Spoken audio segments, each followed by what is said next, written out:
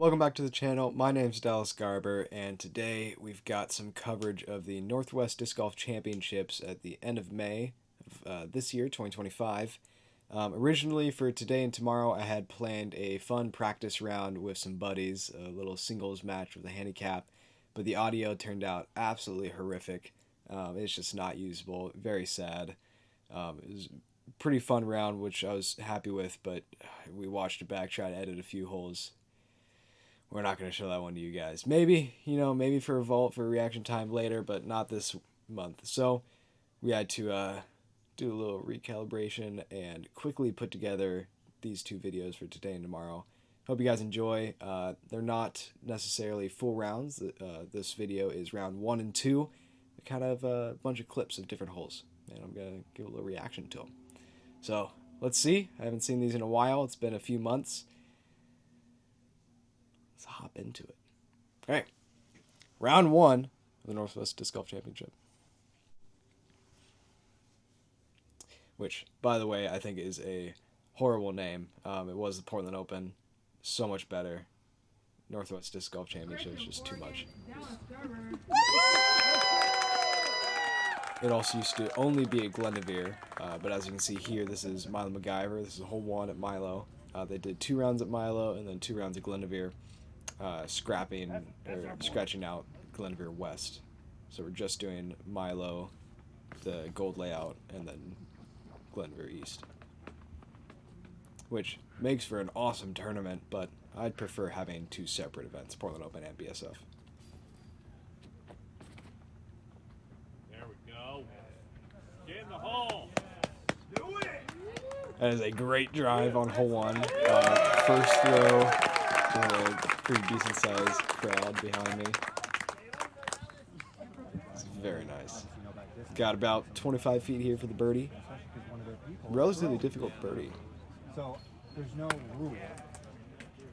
And I made it. I actually don't remember if I missed that or not. I missed the same type of putt during Beaver State Flame this year. Hole 2. I believe this was for a birdie. Maybe it was a par. No, that was for par.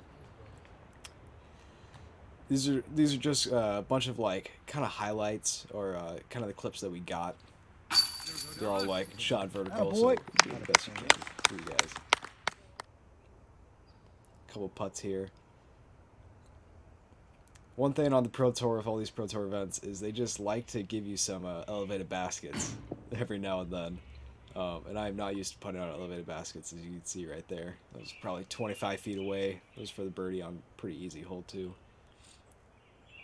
Another one that's a little bit elevated, but I've actually putted on this one before. Give a little bit too much effort on that.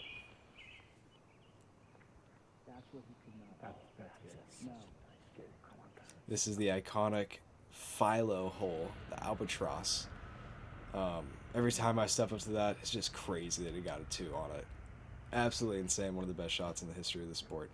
I've gone 3 a few times, but didn't get it there. I think that ended up being a relatively easy birdie. Or no, par. Because they did play it as a par 4 during this event. Can you still count it as the Philo Albatross if it's not a par 5 anymore? I don't know. That was a weird one. That was a perfect drive. Ends up in a just horrific spot. Whatever. And it wouldn't be an Oregon tournament without some rain. Just rain drizzling down. Straight up, Dallas. I do not remember it raining this much. Maybe it just looks worse on camera.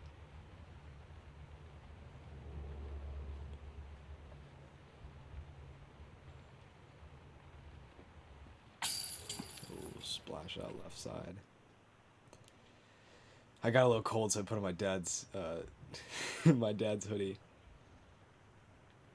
Oh, such a good putt. I thought I made that. I vividly remember that putt. It was like 70 feet up the hill, center cage, but it looked in the entire way and just felt like it dropped at the end. I was very shocked that they put this hole into the tournament, hole 13. With the gold layout, I feel like there's different ways to get around this one. It's just it's like 200 feet, 230 feet. There's no island to it. There's no out of bounds. There's no Mando. It's just the easiest 3 of all time, and it should be a 2, probably 80% of the time. But there's no way to bogey it, really, unless you completely shank it. But I mean, none of the top guys are doing that.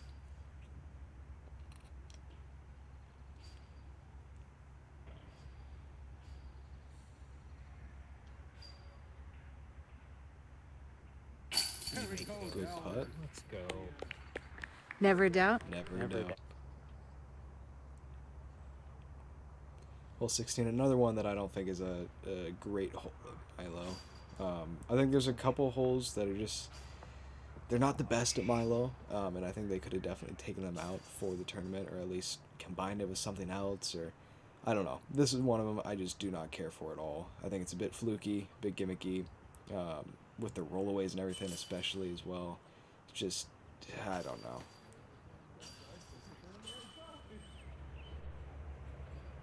A little bit of a rough drive on 17, ending up off to the left. This is one of the easier par 4s on the course, and I kind of misreleased this one. I would assume with my boss that I threw. Trying to go this like huge anti-flex forehand, probably 300 feet out, I would assume. Maybe I can shape it over.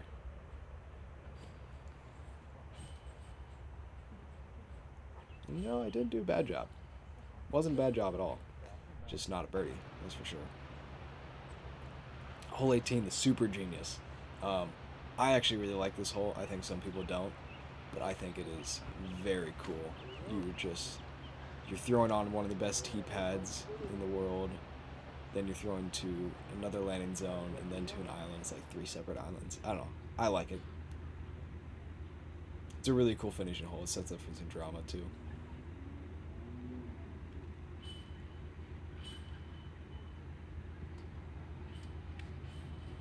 Solid approach. That's a -4, 10-24 rated round to start off the event. Nothing crazy. Not bad at all, really, but not very good either.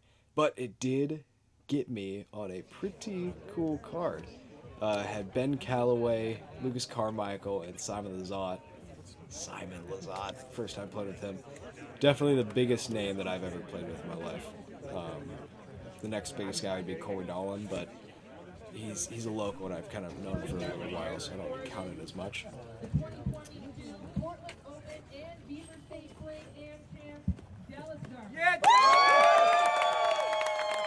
The one crazy part about playing with Simon, even though we were pretty far down in the list, or like cards, so many people watch just for Simon. Like, it had to be nearly 200, I would say, that followed. They didn't follow for long. It was maybe a few holes, and then like 50 stayed. But that's still a lot. It's the most people I've ever played in front of.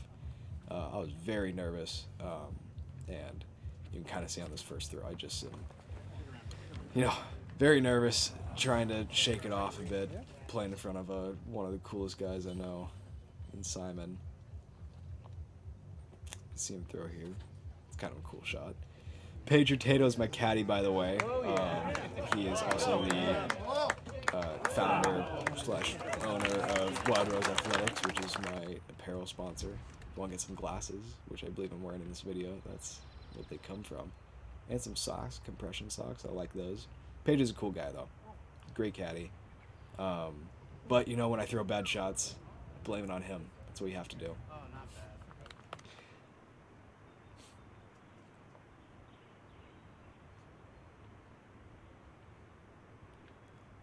I miss having good weather. This looks so nice. It's probably like 85 here. 80, 75 maybe, I don't know. This Simon Lizotte putt. Oh, you gotta get in the air, Simon.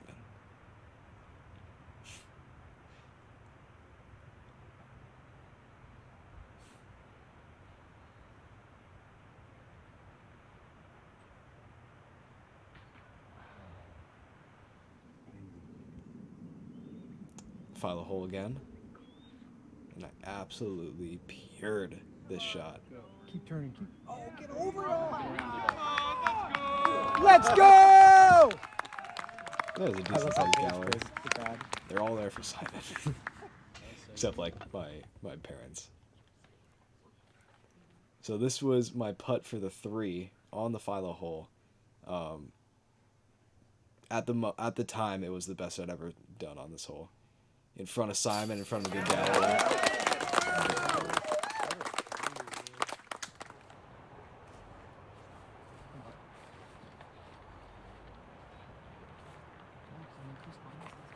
Like, it may not seem like a lot of people, but when you're used to playing on local events where, like, the only people following is either parents or, like, friends of another card mate, this is a lot of people to play in front of. And this was the crowd that stayed. The crowd on hole 1 and 2 was just massive. They pretty much just watched 1 and 2 and then walked back. But it was weird. I mean, we even got a quiet sign. You know, it's pretty crazy when that happens.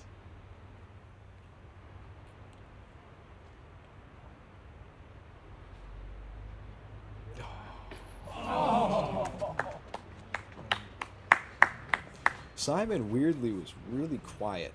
I thought he would be a lot more talkative. I just assumed that was his personality, but he did not talk at all in the round. He didn't talk to card mates at all. He didn't talk to his caddy a ton either, really, unless he was like whispering a ton. He wasn't playing horrible. He actually finished fine, but yeah, it was really weird.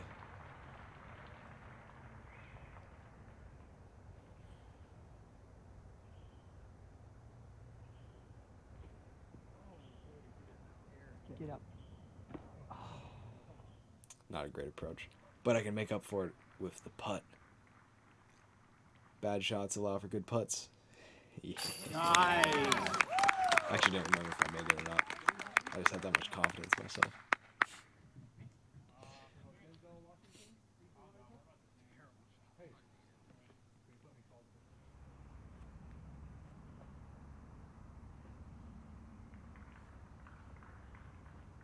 Oh, this was insane. I forgot about this. Simon shanked his drive into the first tree and then throws this, like, monster backhand hyzer up and over everything and places it to, like, 10 feet away from the basket. That was my first time seeing a Simon line in person.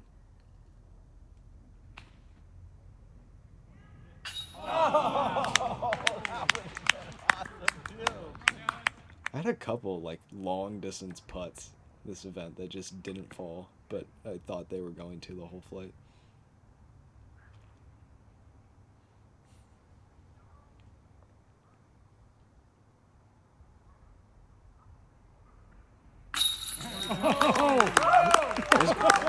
Go D.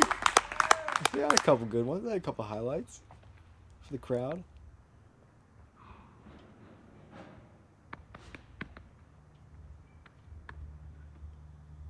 This is a big turnover. I love this hole. I think this is a really cool shape. You don't get to do it often. Just huge turnover, the mid-range or putter, or fairway if you want. Just drifting to the right the entire way.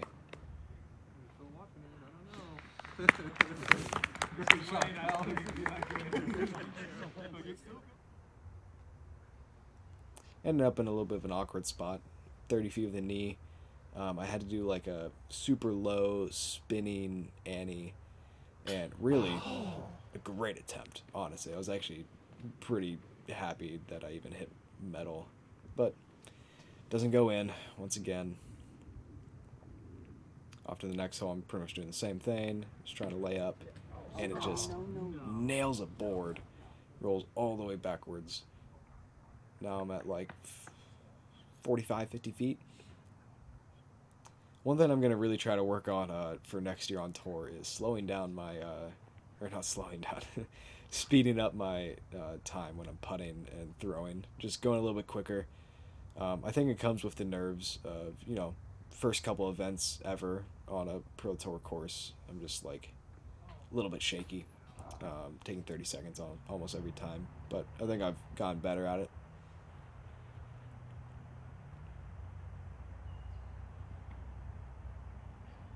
This was a solid throw of the Yolta. Go in. Yeah. 30-footer for the birdie. barely stayed in bounds. I definitely thought it went out, especially with that little downslope towards the road.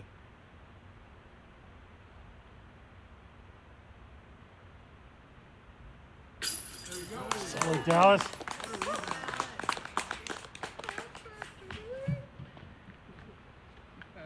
One thing that Paige is really good at as a caddy is like giving me a ton of confidence when I do make a good shot. So like when I make a big putter, big throw, he's definitely great at giving congrats. When I throw bad, he knows to kind of stay away. I'm not the best with handling anger. At least at this point. I think I've gotten a little bit better since then. Laying up, 18. A little bit worse of a round, 10-17, -3. I believe Simon shot 10 under that round, and it didn't look like a 10 under, but it was working out for him. Tied for 35th after 2 rounds, going into the final, or third day, trying to make the cash line, cut line. There's Sam Benson on the right, Paige, my caddy, on the left. So there's a solid photo. Yeah, that was round 1 and 2 of the Northwest Disc Golf Championships of 2025. Tied for 35th at the moment.